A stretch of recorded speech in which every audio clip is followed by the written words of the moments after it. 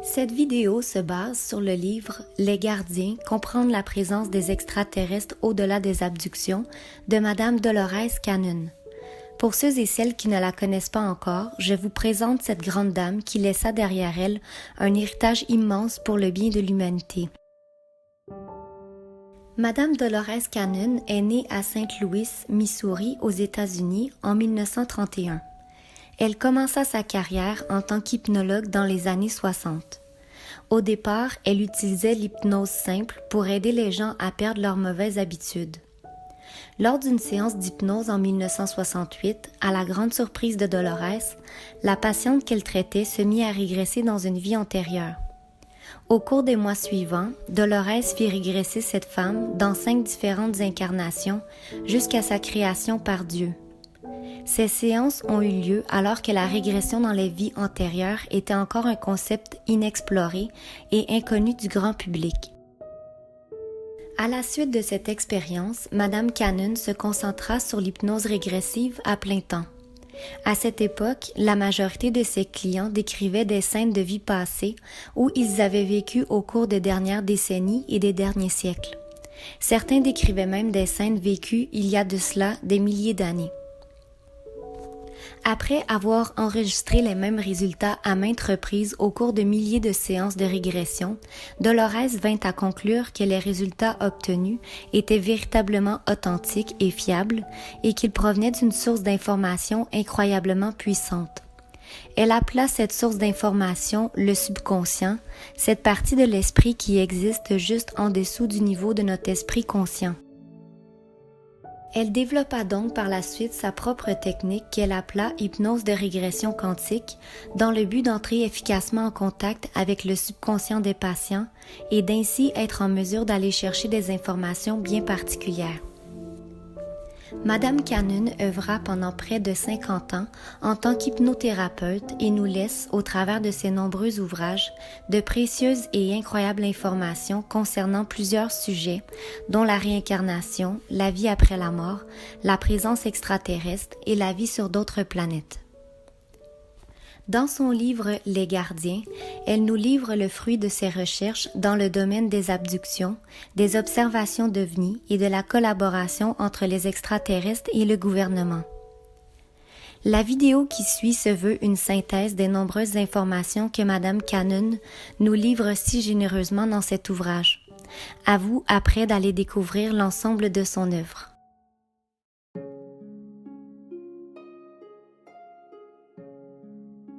Le Conseil des Anciens est composé d'êtres de nombreuses races extraterrestres.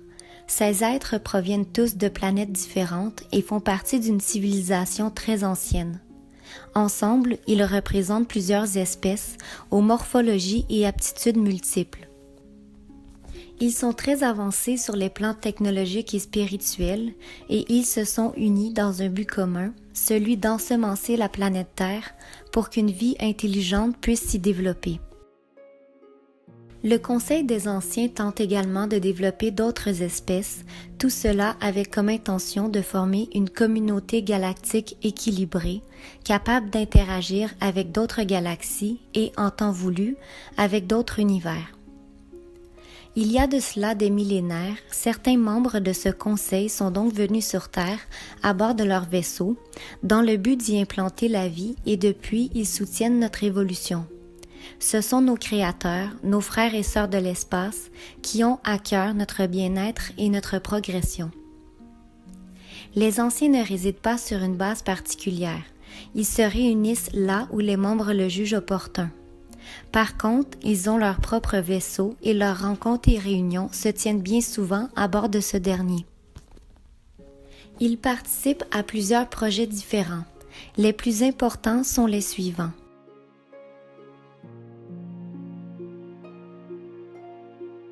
La plus ancienne de toute leur flotte est envoyée ici puisque la Terre est leur projet préféré.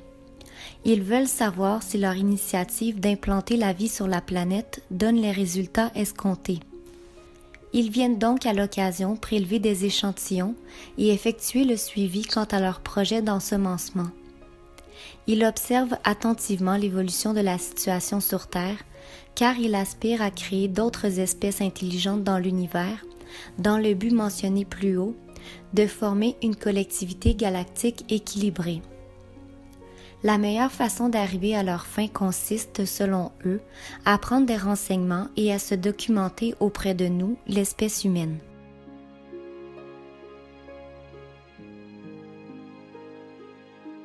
Étant donné l'efficacité de leur technologie, ils sont à même d'intervenir sur le climat difficile de notre planète. Dans les temps anciens, ils ont rétabli l'équilibre climatique de la Terre afin que la vie puisse s'y développer. Lorsque l'équilibre climatique se dérègle, comme cela se produit par moments, ils usent donc de leur technologie pour le rétablir. Ces déséquilibres climatiques sont à l'origine des ères glaciaires que nous avons connues par le passé.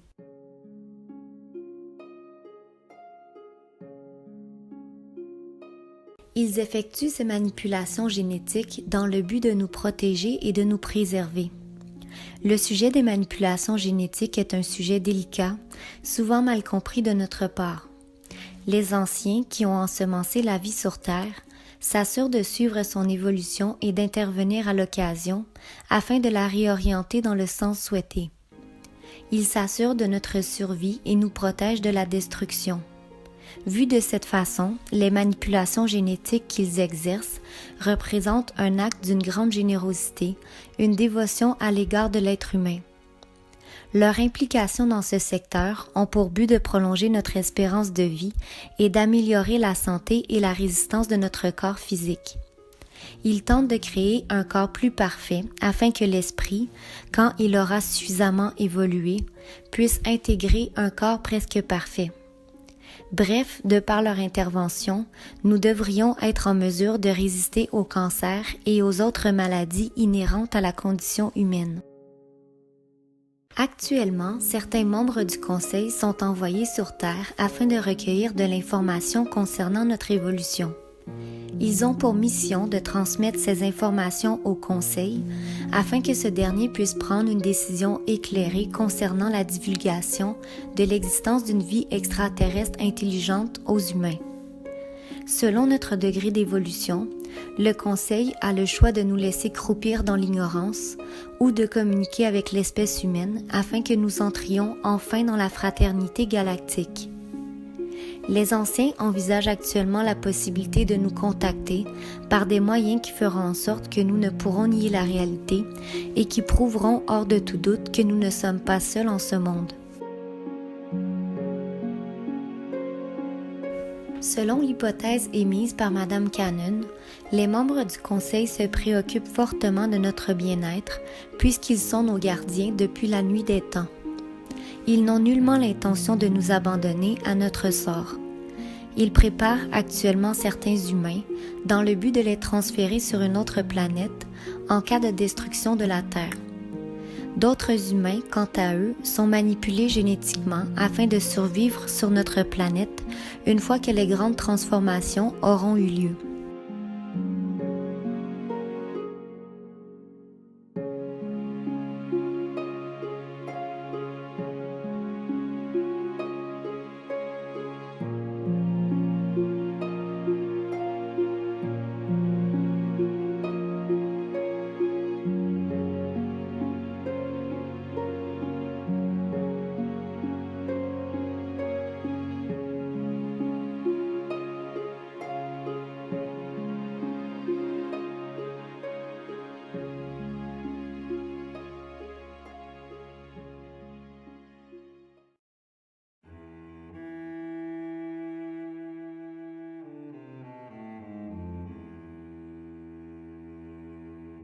Les membres du Conseil des Anciens surveillent certaines personnes sur Terre.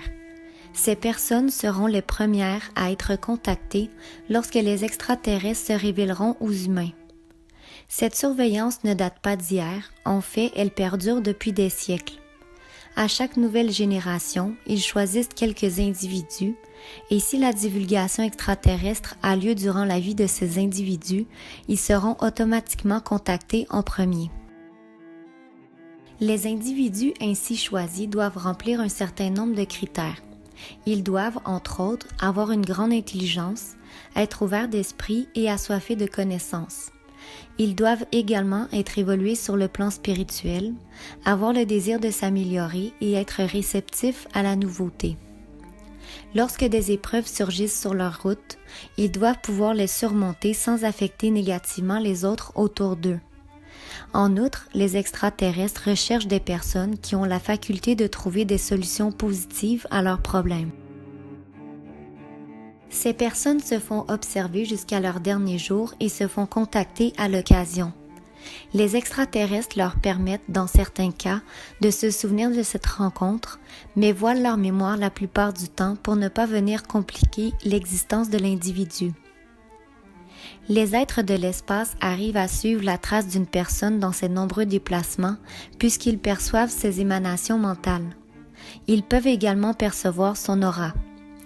Lorsqu'ils perçoivent l'aura, le soi supérieur et les émanations mentales de la personne à tracer, il leur est facile de la suivre. De plus, ces êtres ont des appareils spéciaux pour balayer la planète et trouver la personne qu'ils recherchent. Il arrive à l'occasion, lors du premier contact, qu'ils procèdent à une injection sur le corps de la personne. Cette injection déverse une substance dans l'organisme qui développe les capacités extrasensorielles de la personne, ces capacités étant importantes au sein de la communauté galactique. De plus, ils implantent un petit instrument dans le corps, leur permettant de pister le sujet en se connectant à ses émanations mentales. S'ils viennent à se révéler aux humains durant la vie de cet individu, les extraterrestres activeront l'objet qu'ils ont implanté dans le corps et qui servira de traducteur. En d'autres termes, il suffira à la personne de projeter ses pensées pour communiquer avec les êtres de l'espace et entendre leurs pensées en retour.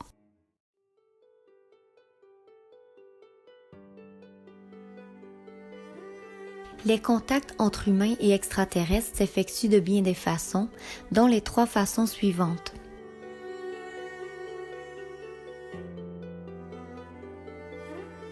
Bien que plusieurs personnes croient après avoir vu un ovni qu'elles ont été enlevées par des extraterrestres, ce n'est pas toujours ainsi que les choses se passent. Dans la plupart des cas, l'observation d'un ovni est suffisante pour que des connaissances subliminales soient transmises au subconscient de la personne. Dans ces cas, cela n'exige aucun contact physique. Et paradoxalement, d'autres personnes qui croient avoir simplement entrevu un vaisseau spatial ont en réalité vécu une expérience beaucoup plus profonde, qui ont un impact majeur sur leur vie et qui les influence sans même qu'elles s'en rendent compte.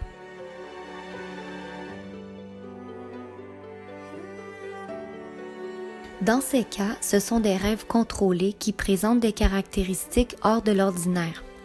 Ces rêves s'accompagnent souvent de sensations physiques et de ressentis qui perdurent même après le réveil du dormeur. Ils sont souvent hauts en couleur ou cauchemardesques. Peu importe leur thème, ils ont l'air très réels. Ils peuvent comporter un élément sinistre pour que le rêveur ressente de la peur. La peur étant l'émotion la plus intense, il est plus facile pour les extraterrestres d'entrer en contact avec les personnes en proie à cette émotion. L'élément sinistre et la peur induisent le réveil du rêveur. De ce fait, la personne est plus apte à comprendre et à se souvenir du message qui vient de lui être délivré. Il est dit que l'âme ne dort jamais, seul notre corps se fatigue. Or, l'âme trouvant difficile d'attendre le réveil du corps, elle en profite pour voyager et vivre toutes sortes d'aventures rocambolesques pendant que nous dormons. Elle voyage à travers le plan spirituel pour y rencontrer les guides et les êtres de l'espace, pour leur demander conseil et recevoir de l'information. Elle peut également se déplacer dans d'autres régions de notre monde physique ou même s'aventurer dans d'autres dimensions et univers. À l'occasion, ces voyages nous reviennent par bribes, particulièrement lorsque nous volons en rêve, ce qui arrive fréquemment. Notre âme réintègre toujours notre corps physique quand celui-ci est sur le point de se réveiller, puisqu'elle est reliée à lui par le cordon d'argent. Dans les dernières décennies, énormément de personnes ont été contactées, le moment de la divulgation approchant à grands pas.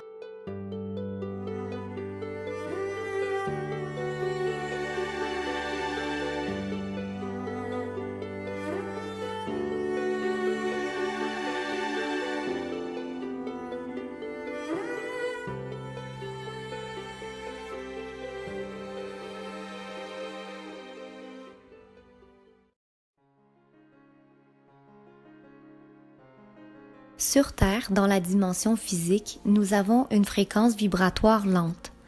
Beaucoup d'êtres qui nous visitent actuellement ne viennent pas d'autres planètes, elles viennent d'autres dimensions comportant de nombreux autres mondes, physiques ou non, et dont la fréquence vibratoire est beaucoup plus rapide que la nôtre. Lorsque ces êtres viennent nous visiter sur Terre, ils doivent ralentir leur fréquence. Ce ralentissement est douloureux et ne peut être maintenu indéfiniment. Si nous entrions dans les dimensions de ces êtres, le processus pour nous serait inversé. Nous accélérerions notre fréquence vibratoire pour ensuite la ralentir en réintégrant la troisième dimension. Lorsque les extraterrestres nous visitent à bord de leur vaisseau, l'entrée dans notre dimension provoque dans bien des cas un éclair. Or, puisque leur entrée s'effectue la plupart du temps en plein jour, le ciel est clair et nous n'apercevons pas cette lueur. Nous pourrions la voir, mais nous n'y prêtons pas attention.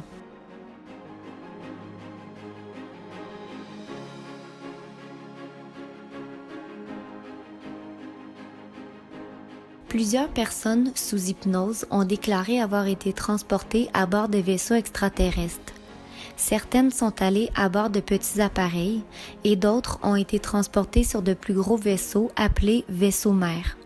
Ces vaisseaux, beaucoup trop grands pour atterrir facilement, sont stationnés à de très hautes altitudes dans l'atmosphère. Pour qu'un humain puisse être transporté à bord de ces vaisseaux, les êtres de l'espace doivent ajuster les molécules et accroître la fréquence vibratoire de l'humain en question. Il peut alors rester quelque temps dans le vaisseau, mais pas indéfiniment. Et le retour dans notre dimension est un processus complexe. La réadaptation de l'organisme et le ralentissement de la fréquence vibratoire sont ardus. Lorsque le corps humain se remet de ce processus, il peut en ressentir de la confusion, être quelque peu désorienté et présenter des symptômes physiques et des ecchymoses. Voilà pourquoi les cas d'abduction sur les vaisseaux-mères se font rares. Les personnes ordinaires ne peuvent s'adapter physiquement aux nombreux changements qu'exige cette expérience. Les personnes enlevées sont donc transportées le plus souvent sur des vaisseaux de petite dimension. Les personnes qui se font transporter sur les vaisseaux le sont pour plusieurs raisons différentes. Certaines viennent pour des travaux d'intégration. Elles sont rendues à une phase plus avancée de leur développement, ce qui exige une intégration de leur corps physique, mental, émotionnel, spirituel, causal et astral. Il arrive même que les extraterrestres procèdent à une reconstruction moléculaire de la personne. D'autres vont dans ces vaisseaux pour étudier certaines matières, dont la mécanique du son, de la lumière et de l'énergie. La mécanique de la reconstruction moléculaire, de la dématérialisation, la mécanique du mouvement dans le temps et l'espace et des déplacements à la vitesse de la lumière et au-delà. Ces personnes qui y vont pour apprendre ces matières ne sont pas des humains ordinaires. Elles ont acquis des compétences et atteint des niveaux de développement et d'évolution qui leur permettent d'agir à la fois sur le plan physique et sur les plans multidimensionnels. Lorsqu'elles reviennent dans notre dimension, les connaissances qu'elles ont acquises à bord du vaisseau-mère leur permettent de conserver une fréquence vibratoire élevée, puisqu'une de leurs fonctions les plus importantes sur Terre est le maintien de la fréquence vibratoire qu'elles ont atteinte dans le vaisseau. La fréquence est intégrée à leur être lors de leur retour sur Terre. Le transport à bord des vaisseaux pour recevoir de la formation peut arriver n'importe quand. Cela peut se passer durant le sommeil ou à l'état de veille. Les personnes vont et viennent en une fraction de seconde, puisque le temps n'y est pas pareil que dans notre troisième dimension.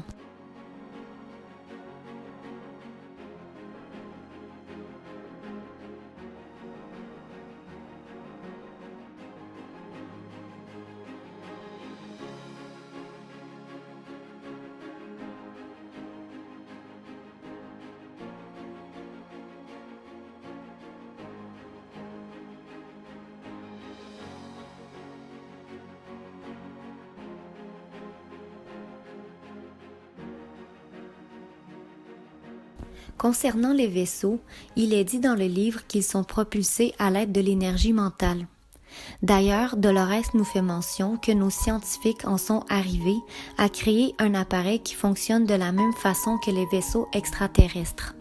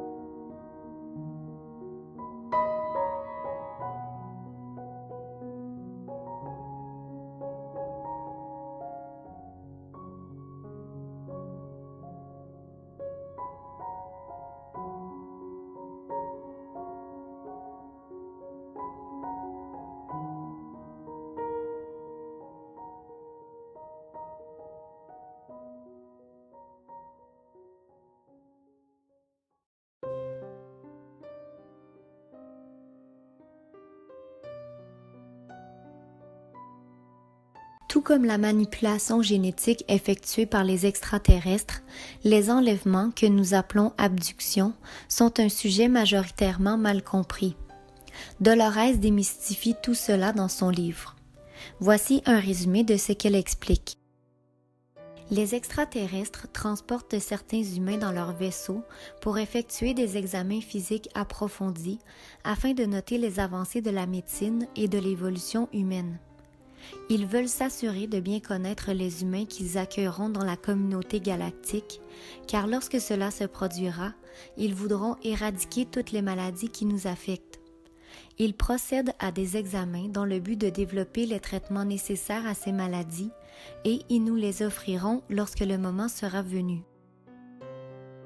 Ce que nous pensons être des enlèvements est en fait le contraire. Si les extraterrestres enlevaient réellement les humains, ils les feraient monter à bord, s'envoleraient avec eux dans leur vaisseau et ne les ramèneraient jamais sur Terre. Ce que nous appelons abduction n'est en fait que des examens qu'ils effectuent dans le but de recueillir l'information dont ils ont besoin. Il arrive même parfois que les extraterrestres n'aient pas à nous amener dans leur vaisseau pour effectuer leur examen. Il est fréquent qu'un examen ou des analyses soient effectuées sans qu'il soit nécessaire de transporter l'enveloppe physique dans le vaisseau. Toutefois, les buts recherchés restent toujours les mêmes, collecter de l'information et en transmettre. C'est un échange entre l'humain et les êtres de l'espace. Et dans tous les cas, les extraterrestres font comprendre à l'humain que, même si cette expérience semble terrifiante, il s'agit d'un immense bienfait, d'un cadeau en quelque sorte. Grâce à l'échange d'informations, l'humain en vient à accepter des réalités plus vastes que la société n'est pas encore disposée à admettre. Les moments où les extraterrestres nous transportent dans leur vaisseau pour effectuer leur examen sont toujours soigneusement choisis. Ils ne nous transportent pas lorsque nous sommes malades, à la veille d'une opération, lorsque nous sommes en deuil ou que notre mariage bat de l'aile. Dans la majorité des cas, cela se déroule lorsque nous sommes détendus, que rien de trop exigeant ne nous arrive, que ce soit du côté professionnel, familial ou émotionnel. Pour ne pas bouleverser nos vies, ils profitent le plus souvent de notre temps de sommeil pour effectuer leur opération. Lorsque le bon moment est arrivé, ils nous transportent alors dans leur vaisseau et effectuent leur examen. Pour ce faire, ils nous dématérialisent, puis nous rematérialisent. Durant ce processus, nous devenons de l'énergie pure.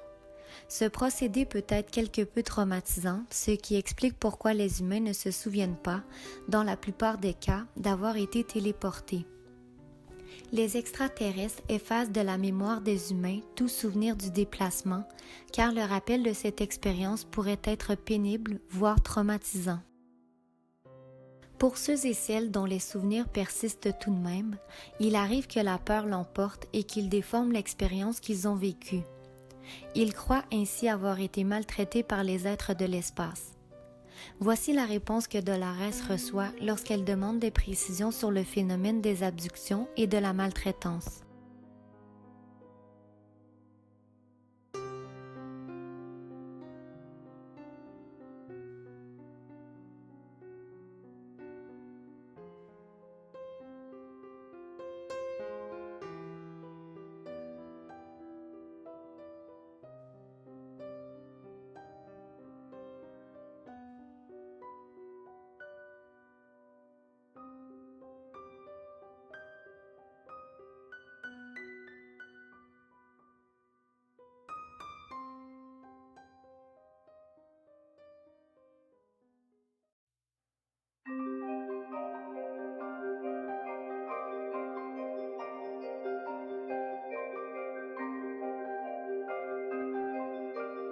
Les humains avec lesquels les extraterrestres collaborent et entrent en contact sont en fait des travailleurs de lumière.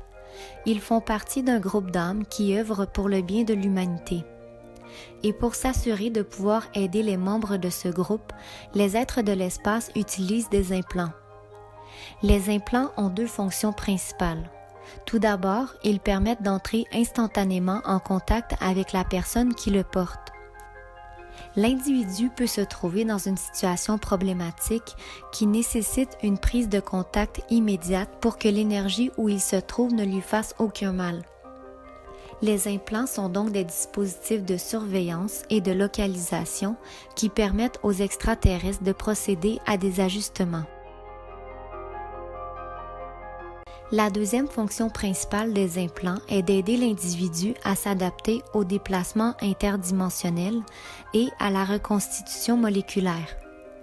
Il aide également l'individu, encore limité par ses capacités humaines, à assimiler correctement l'information pour être en mesure de poursuivre sa collaboration au programme auquel il a choisi de participer.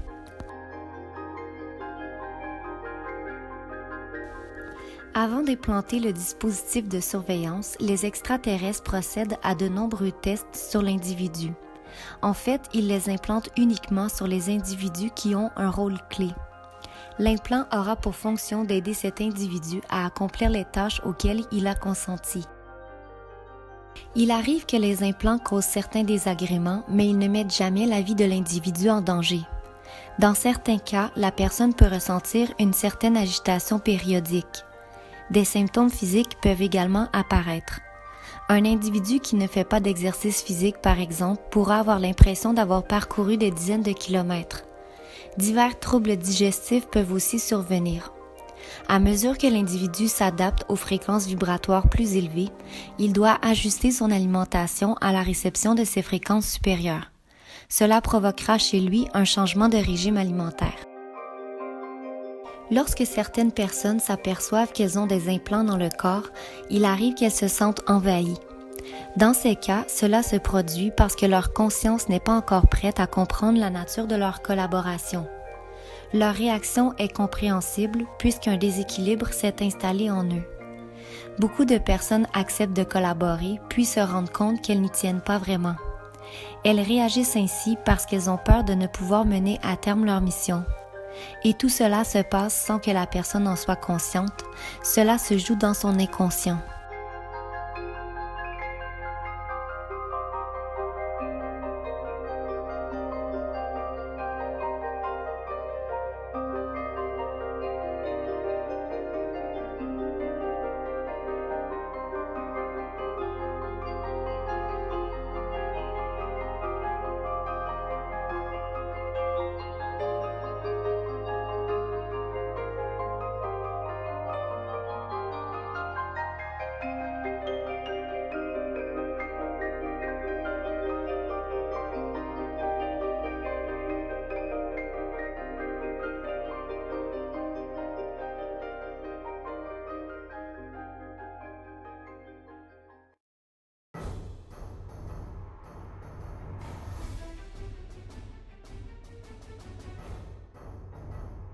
On apprend dans le livre que le gouvernement américain et le gouvernement soviétique ont eu de nombreux contacts avec les extraterrestres.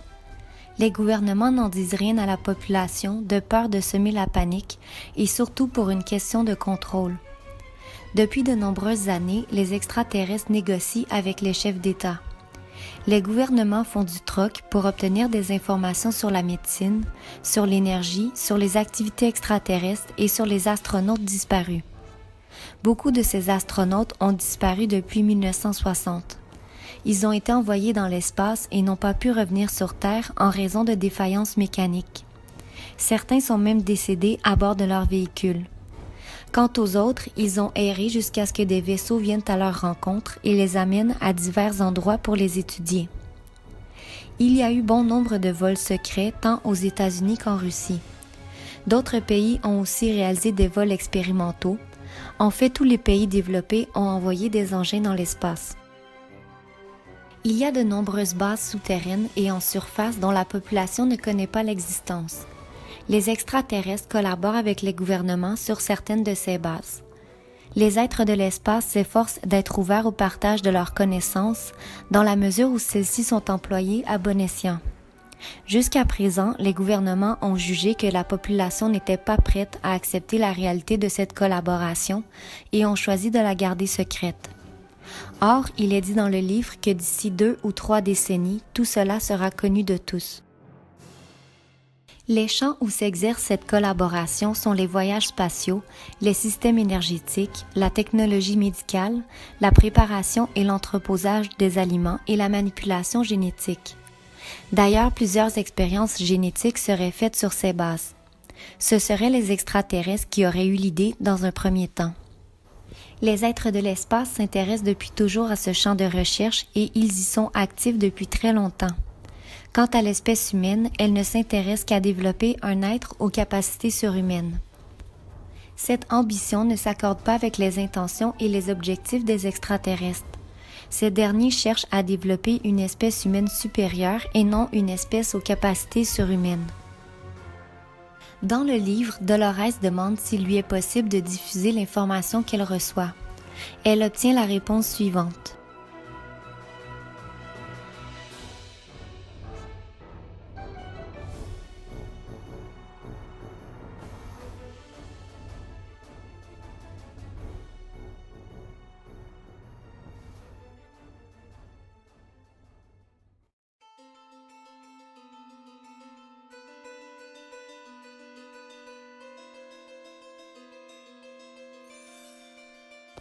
Les êtres de l'espace sont nombreux actuellement à nous observer car la planète va bientôt rejoindre la dimension spirituelle. Ils sont venus de partout dans l'univers pour assister à cet événement mémorable. En fait, ils sont là pour y assister et pour l'analyser. Ils nous contactent pour nous faire savoir qu'ils nous observent. pour nous faire savoir que la Terre évolue très rapidement et qu'elle est à l'aube de prendre sa place au sein de la Fédération galactique. Depuis nos débuts primitifs, nos frères et sœurs de l'espace nous accompagnent dans notre évolution et ils attendent avec impatience ce moment où nous les rejoindrons enfin.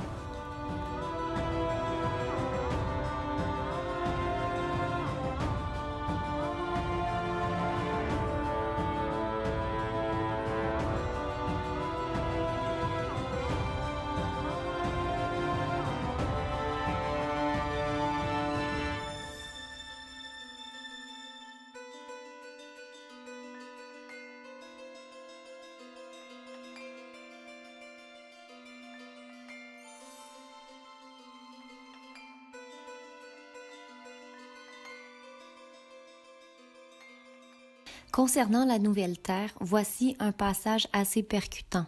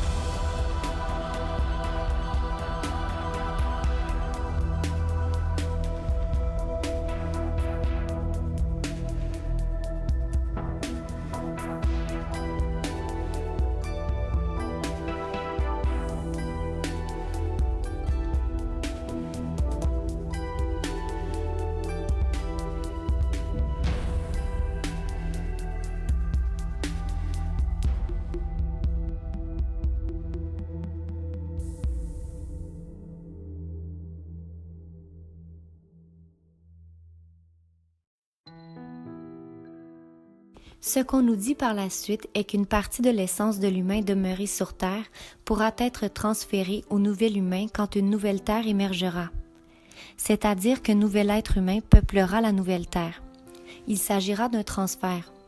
Compte tenu des conséquences de nos choix, il faudra qu'une espèce humaine puisse repeupler notre planète. L'essence même de l'humain qui peuple déjà la Terre a été implantée dans la nouvelle espèce. Ainsi, si nous choisissons la voie qui mène à la destruction, cette espèce humaine pourra vraisemblablement repeupler la Terre. Ce sera une nouvelle espèce qui peuplera notre nouvelle Terre. Une espèce nouvelle ne possédant que les meilleures caractéristiques humaines qui soient. Il y a actuellement sur Terre des entités venues d'autres planètes et d'autres dimensions qui se sont incarnées pour le bien de l'humanité. Ces êtres sont beaucoup plus évolués que les humains et ils sont venus ici par amour pour l'espèce humaine, pour la planète Terre et pour l'univers.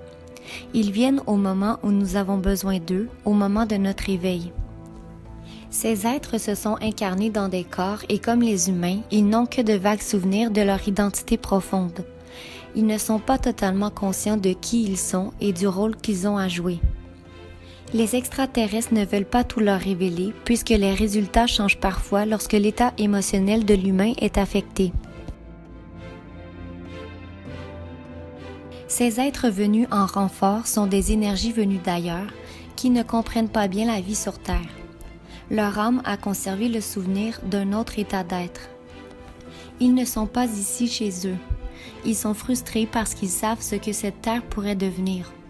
Ils se sont portés volontaires pour participer à ce programme, mais trouvent cela très dur de mener à terme leur mission.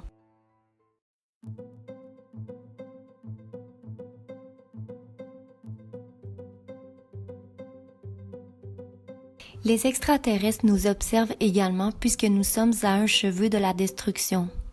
Il nous aide à préserver l'équilibre de divers systèmes en raison de la position stratégique de notre planète dans cet univers-ci et par rapport aux autres univers. Bien que notre planète soit petite, l'involution de la Terre entraînerait la destruction d'autres planètes et d'autres univers. Par conséquent, la Terre est vitale, tout comme sa non-destruction. Ce qui arrivera à la Terre affectera toutes les autres planètes de notre système solaire. Il est donc crucial que la Terre continue d'exister.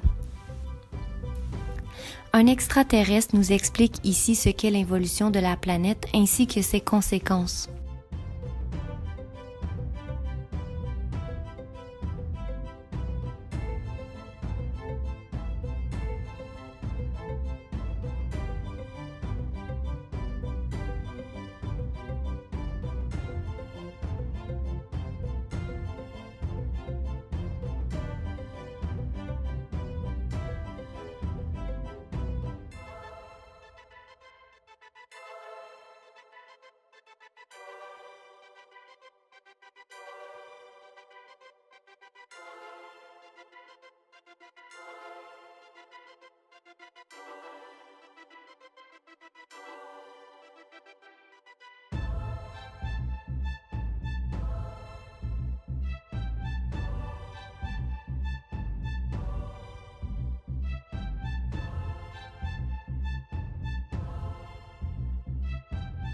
À l'involution, on associe différents symptômes dont l'affaissement de la croûte terrestre, des séismes, le débalancement du champ électromagnétique, des éruptions volcaniques.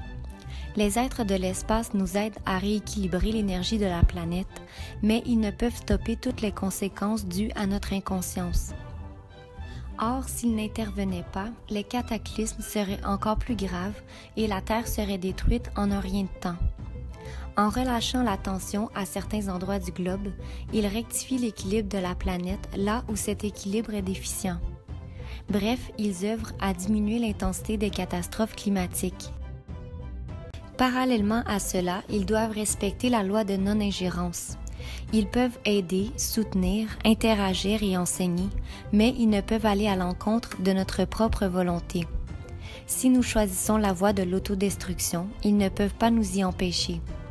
La seule exception qui les fait intervenir dans l'histoire de la planète ou dans les changements qu'elle subit est si la source leur commande. Espérons que tout le travail accompli par nos frères et sœurs de l'espace ne sera pas vain. Unissons-nous à eux et pénétrons enfin dans cette nouvelle ère de paix, d'amour, d'harmonie et de fraternité. Ils nous y attendent depuis des millénaires.